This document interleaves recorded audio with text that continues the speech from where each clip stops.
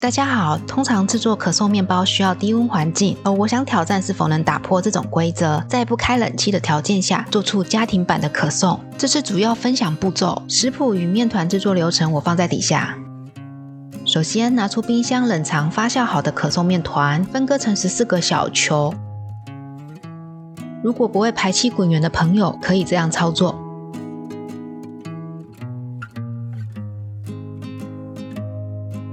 面团底部用手掌虎口捏紧，表面光滑就好了，不需要收到紧绷。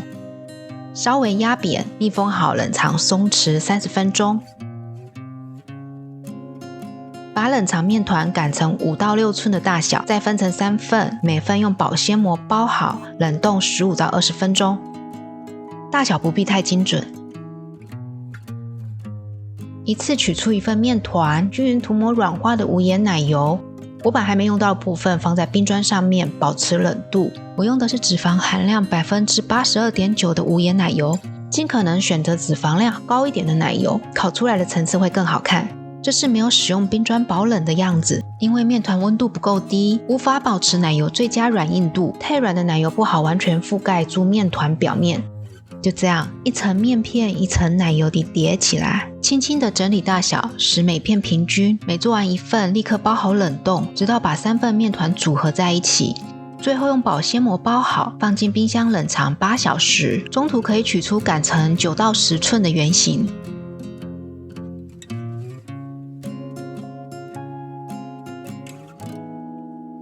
我把面团切一半，另一半放冷冻，擀成长度28到30公分、宽度20公分的半圆形，尽量把边角擀出来，但是厚度要保持在 0.3 到 0.4公分，这要测量一下，因为长宽会影响可颂大小，太薄的可颂容易破皮，烤出来也不蓬松。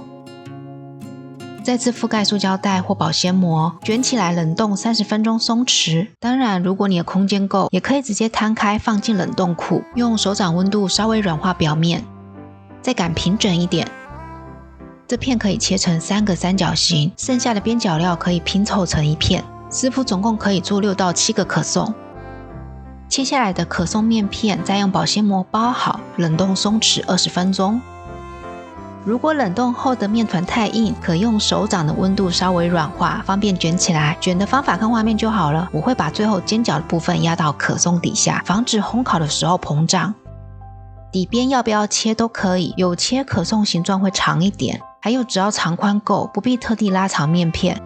我把形状不整齐的底边切除，藏在里面。覆盖保鲜膜，喷点水，冷藏发酵1小时，再转室温发酵1到2小时，直到明显膨胀。表面涂抹打散的鸡蛋，放在烤箱中下层烘烤15到20分钟。